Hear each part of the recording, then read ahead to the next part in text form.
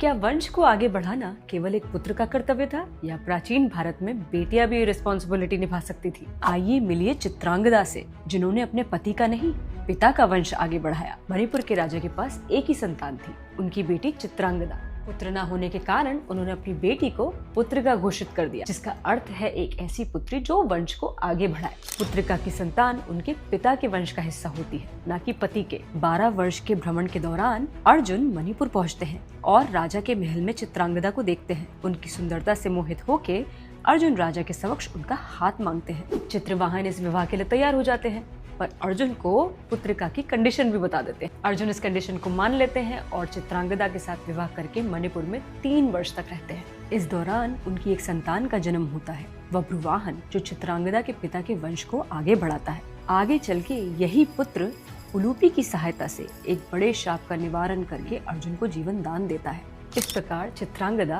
पुत्रिका के रूप में अपने पिता की इच्छा पूरी करती है। अर्जुन भी अपना धर्म निभाकर चित्रांगदा और चित्रवाहन से विदा ले लेते हैं। चित्रांगदा की कथा ये दर्शाती है कि आवश्यकता पड़ने पर बेटियों को भी वंश को आगे बढ़ाने का उत्तरदायित्व दिया जाता था, क्योंकि उस समय की प्रोग्रेसिव थिंकिंग और धार्मिक फ्लेक्सिबिलिटी का बहुत बड़ा प्रमाण है।